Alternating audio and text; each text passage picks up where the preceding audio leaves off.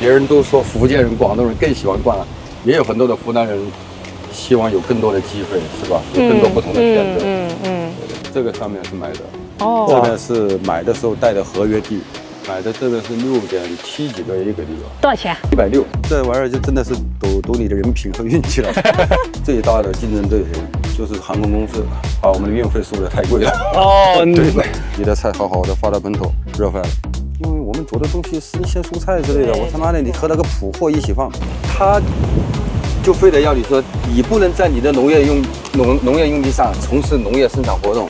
外国人的脑子他妈就有这么奇葩的？他举报吗？举报，我们现在都还在法庭调解阶段。很奇葩，这个很奇葩。有的时候中年移民，我31岁到美国，但是你现在你要我完全融入。自己出来本来就是有明确的目标，知道自己是要来干什么，对吧？这些困难、这些苦，肯定都预想过的。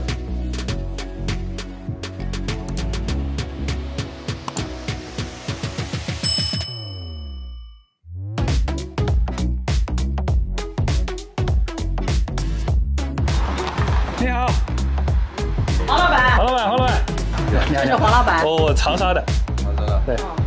您也是湖南的吧？湖南常德。常德的。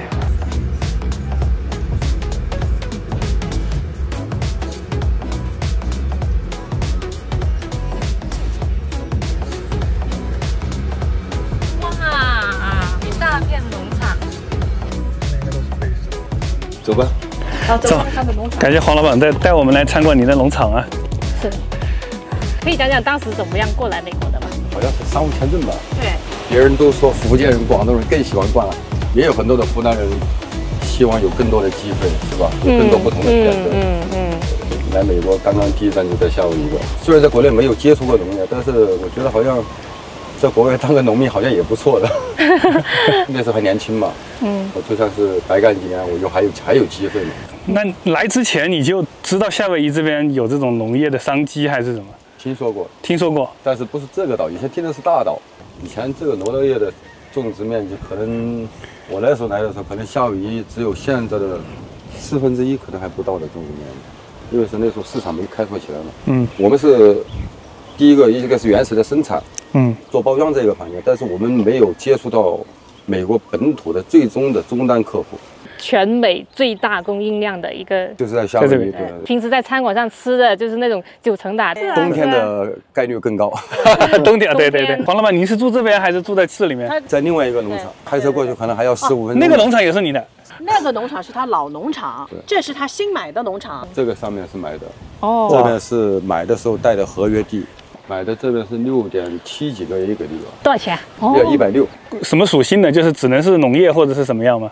农业用地，但是可以自己住宅的房子，可以大约可以建到5、6千、7、8千尺吧。这就是夏威夷，因为受于地域限制，它是山体过多，平原地带很小，所以说这边的农用用地是比较紧俏的。对，从我刚刚来的时候，那时候是几十块钱100块钱，到现在将近500块钱一个地，并且你很难找得到。如果你能够租到地，谁都愿意去租，谁都不愿意去买，对吧？对。但是就是连租都很难租到，你只能是花重金去买这个。对，你买了以后，毕竟自己一个资产。老板，这农场这一大片都是你的吗？对，总面积有20多个一个地方。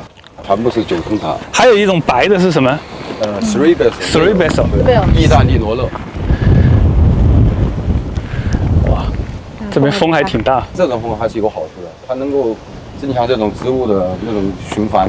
所以这里生产这个东西还是跟这个气候有很大的关系。气候、土壤，我们所有的群岛都是火山堆积岩，富含那种矿物质比较高的。这边生产的这种罗勒叶，它的香味比起墨西哥他们的口感可能会好一些。这东西做起来简单嘛，但是你很多因素不是你可控制的，对吧？像那么大的农场，运营成本怎么样高吗？因为夏威夷各方面成本都高啊，人力肯定是比本土任何州都高。生所的话可能12左右，老所的话有6000的都有。他能够懂很多东西，去做一些基本的简单的管理，他能够懂。他们要帮忙做什么？收一般就是采收，拿剪刀，根不要，对，剪在这个位置。嗯，这种活是占了70%。有多少个员工在这里？需要8个吧。8个在这一块20几个 acre。老农场现在就2个人。哦，2个人就够了。那边种的东西不一样。哦，小件偏多。那这边的工人一般是每天是正常的8小时吗？有8个小时，有时候需要加班的。嗯，加班就是我们就是按照正常的加班工资算，因为我们这边呢给的一些福利就是包括吃住都是我们的。你觉得毛利可以达到多少？40-50的样子。哦，它这个是没加上损耗的吧？没有。哇，那其实生鲜这些东西损耗这个一下就可能就亏了。这玩意儿就真的是赌你的人品和运气了。有时候1个月没出什么问题，但是有时候呢，你碰到像上次那种连续6-7天的暴雨，那你说啥都没用。哦，这是水直接冲刷出来的是吧？对，这个是没办法的。啊，它是怎么卖的？就一磅，他会做包装，这个放到cooler里面，在我们这儿发货出去，我们给到批发商手上，但是是不含运费，将近2块，就算你高的可能多个将近30-40%的都有。美国那么多的沃尔玛，那么多的 Costco， 但是他们接触不到，只有通过大批发商去铺，至少把你循利润的一半拿跑了。有更高的价格，那肯定更愿意，但是我们追求的更好的一个方向是稳定。那确实啊，在这边夏威夷这边的这个农场主互相的竞争是良性的，还是一个还好吧？我觉得在一个锅里吃饭，至少不是在这儿去砸锅掀锅盖吧。最大的竞争对手就是航空公司，把我们的运费收得太贵了。哦，对吧？航空公司那边一个价格的问题，你要想从哥伦比亚、墨西哥运东西，才几毛钱，2毛钱1磅，给你们直接配送到仓库了。我们这个是才给你配送到机场。像纽约的话，他们开个车去，小型车过了桥费好像都是80还是多少，他没有那个 cooler 给你的。飞机货舱里面那个带 cooler 形式的货舱是很少的。像整个种植过程中，你觉得最难的一点是什么呢？碰到那种不可人为去抗拒的一些因素，自然天气航空公司出问题啊，对吧？所以说你有时候水是一批菜，你要好几批菜才能把它补回来，并且还会影响到你后面菜的生产，因为你的客户对你也会不信任吧。现在本土的温度100度，发到本土去了，你的菜好好的发到本土热坏了，你拿到有什么办法？因为我们做的东西是一些蔬菜之类的，我他妈的你和那个普货一起放，这2个月我这是第1次损耗，别人那的也听说过几次了。但最近其实还挺多新来的移民中国人的，他们会来这里工作吗？现在很多。那你碰到的现在最近几年来的中国人是一个什么样的状态？可以简单介绍一下。中国人一下子因为那个信息差嘛，可能在国内觉得，哟，来赚钱了怎么样了？但是跑来以后，对，我发现对吧，是有还是挺辛苦的，对吧？挺辛苦，怎么样？学着做农场，将来想自己开农场做，它也是一个很长的一个过程，不是你说你1年2年，1年2年你要开农场的话，我现在马上开也可以啊，对吧？因为你能够产生什么经济效益呢？那现在来的这个新移民多了之后，你觉得这个整个这个环境有没有变化或者怎么样？工人的选择余地多了啊。其实，在你这个成本的节省上面肯定是没有的，不会说因为人多了你就把工资能降到8块7块，也不可能。那除了人力成本，还有什么其他样的？农药化肥1个月一般是1万多块钱1-2万。从乌克兰战争刚刚开打的时候，23、24一包。打到后面涨到40，现在掉了一点点，还有34.5块。那这里的农业局的话，还会提供哪些帮助给到这里的农场主？机械设备的贷款呢，包括各方面的资金支持，农业部都有。但是也有一些门槛，它就是要降低那个复合肥的使用率，让你尽量多使用这种有机肥。像你经营农场那么久啊，就有没有遇到一些就是麻烦事情？语言交流不畅嘛，我们那时候在那个农场这边，就和那个邻居就产生纠纷嘛。因为本身我们使用的农药，包括这些东西都是符合这安全界定的，他就非得要你说，你不能在你的农业用农业用地上从事农业生产活动。外国人的脑子他妈就有这么奇葩的？他举报吗？举报，我们现在都还在法庭调解阶段。很奇葩，这个很奇葩。由于黄老板是一个农场，所以需要喷农药啊，需要那个对吧？就是弄点化肥啊什么这些东西，所以那个农药残留也好，叫化肥残留也好，然后这些残留呢，他的马吃了全部死掉了，没有死还是死了一些。你看到吗？我也没看到。我们就是说到现在为止没看到过一份的正式报告过。哦 ，OK， 都是他说的。他说的 ，OK。他后来就说嘛，他说你做农可以啊，你做那些不需要喷洒农药的。这个老外的脑袋有这么奇葩，有什么农作物会不需要喷洒农药？再怎么说，毕竟是在异国他乡，是吧？就算是你这个环境有很多友善的老外也好，个人的根子体质上面好像还是。那你家人现在都在这边吗？但是还是没有那种很强的归属感。家乡的归属感。对，可能我们孩子他们可能讲。对他孩子已经是那个的了。我31岁到美国。但是你现在你要我完全融入，对不对？开始也没想过给孩子移民，只是怎么想呢？那孩子他们到时候有机会过来就来了吧。其实和国内的教育差距，谁好谁差谁也讲不好，对吧？那现在那么多年过去了，就是有没有就是对这个国家有一些就是想法的转变？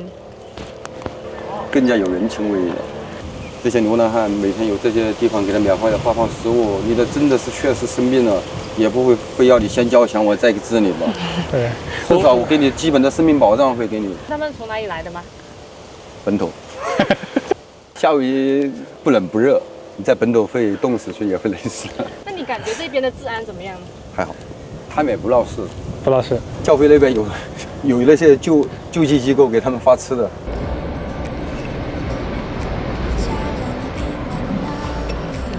太爽了吧，在夏威夷流浪。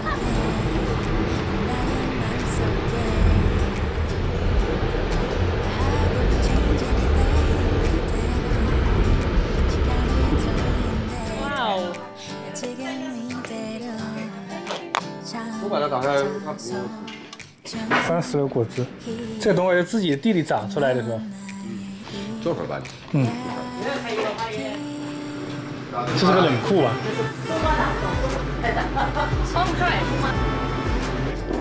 这边就是那种印度人吃的咖喱，你把它摘下来研一下，闻一下的味道，好像和咖喱差不多吧。这个就是做的那个意大利餐厅用的那个贝手，这个是西餐厅用的多一些。那种植遇到问题比较多是什么？一开始不知道东西的间隔，采收间隔会有多久，突然之间挨得太近了，有时候呢拉开的间距又长了，又没有，所以说经常出这种问题。因为那时候这个东西你没师傅去教你啊，都是你自己去看，对吧？就是自己慢慢摸索的。那夏威夷的气候就是什么呢？受外来虫的影响还是比较少，因为毕竟比较封闭嘛。我们刚刚开始管理上不到位，经常被咬得稀巴烂。它的农药大部分怎么讲呢？没有那种很强烈的灭杀效果的那种农药，有毒性重的，但是不是用在你这个上面的。它明文禁止不能使用的。你弄了的话，一旦进超市查出来，那是很严重的，整片地要砍掉，还要罚款。供应商打交道有什么需要注意的吗？做这个东西，最好是要他们钱尽量回快一点嘛。有的客户回得快的话，7、8天、10来天的都有。一般都是一个月以后。你自己家人住这个上面？对，一住就是10几年了也是。那这个农场是什么时候得到的呢？这个是13年吧。这个我就刚刚开始是住在这了嘛，我的农场在那边。你是租的这个房子住？对，所以说那时候就2000块钱租了这栋房子，加了这一片地，才2000。你是来了这边多久的时候就把身份这个问题解决了？2、3年吧。2、3年。2、3年的时候就一个人在这打拼，还是一个人？自己出来本来就是有明确的目标，知道自己是要来干什么，对吧？这些困难、这些苦，肯定都预想过的。现在回过头来想，你觉得还是值得的吧？看怎么讲，对家庭来讲肯定值得，熬过来也就好了。是，马上也快上岸了。我到美国来也还是为了孩子，能为了什么呢？之前在国内是做什么？以前做音响。音响。在长沙那边。哦。长沙三湘大市场那边。哦，那个我以前经常去那边逛。银谦，我们公司那是叫银谦。嗯。做公司音响，就是专门给别人调制那种 KTV、会议室啊、KTV、酒吧体育场，但是存不到钱就是。哦，那个时候是家人都在长沙吗？还是？没有，我老婆在长沙。这两口子在那，小孩还是在老家。对，待在常德，哪有空带他们？也是。所以说，我2个大的孩子，他们确实还是比较懂事的。你觉得他们在美国接受教育会有什么不一样吗？好像开朗一点吧。大儿子是哪一年过来的？15年9岁，他那好像8岁来的吧。那在国内已经读了小学，读了几年级？1年级、2年级。他们现在有没有说意向的一个发展方向是什么？就是我们还是希望读大学去学其他行业。对啊，不行的话做个蓝领也行的，他们各种类型技工的，做到工程师级别的，你比一般的大学更好。美国是蓝领吃香嘛，说句实话。是。那就是有没有政府在税这一块有没有一些特别的政策，还是说跟普通的企业一样？我们农业税好像是5%吧，州税里面只要5%，就很低了哦。对，农业的扶持政策还是挺多的，但是它是投入大，时间长，见效慢，但是比别的行业还是辛苦。辛苦点。是。各有各的辛苦，我们觉得习惯了也还好。是。适应这个农作物的这个周期性嘛。其实我觉得好像还是我比做别的行业更加自由一点。有时候实在累了，我想休息回国内去待1、2个月也可以。工人上班也是一样，有时候不是太忙，他觉得太累了，他也可以休息。新来的华人啊，中国人也挺多的。你对他们会有什么建议，让他们可以更好的扎根、稳定下来啊？做什么东西先想好吧，做一个长远的打算来做。不要觉得这个东西做一做很难了，困难太多，坚持不下去，还是坚持下去。因为做实体这个东西，就靠的是一个坚持，对吧？他不是说你去买股票干什么的东西，突然赔光光没有了。做实体，你再赔，只是叫小挣。只要你做了，不存在会挣不到钱，少挣一点而已。